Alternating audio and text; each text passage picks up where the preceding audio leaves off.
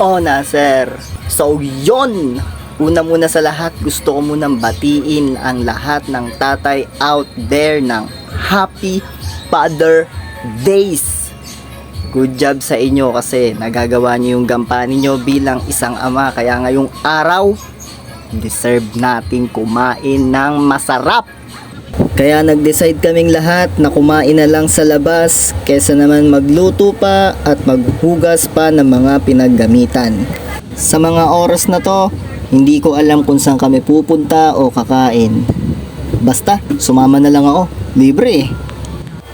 At syempre, kasama ko dito ang aking anak na si Kobe at ang papalolo niya. At ang aming katulong na si Melissa. Dahil joke lang.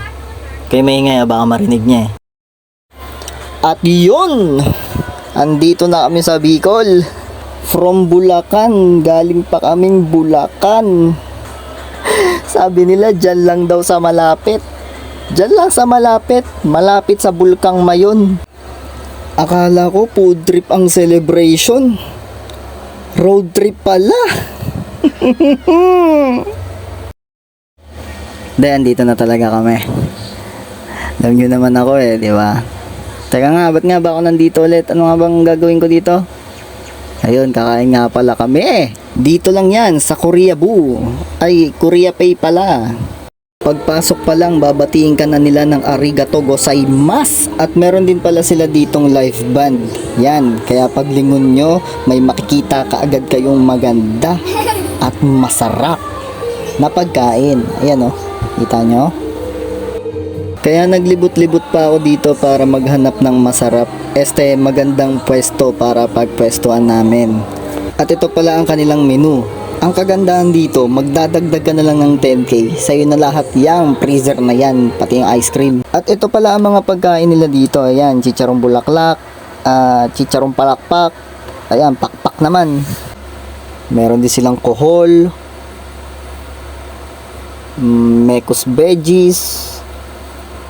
Ano to? Ano ba to? Adobong pata ng baboy. So ito mukhang masarap to. Ayaw nila ipabukas. Ulo ng tilapia na may sili na ginataan. Ito naman ay fish fillet. Ito paradgurado sabaw. O, sabi na sabaw eh. Siyempre pag ganyan ang lagayan, sabaw yan. Tapos ito, ulo na naman ng isda na may kangkong. At meron din pala sila dito mga dessert. Ayan, ito. Ito, ayun. Basta, masasarap. Mapapainda ka rin pala dito habang kumakain dahil sa mga tugtugan nila. Hoy, bata. Busy-busy ka dyan, ha? Ano? Ha? Tapos ito, yung katulong namin, balak mo mag-take out. Bawal nga, di ba bata? Di ba? Seryoso muna tayo. Message ko muna sa mga tatay dyan tulad ko. Sulitin nyo habang bata pa sila. Dahil minsan lang silang bata.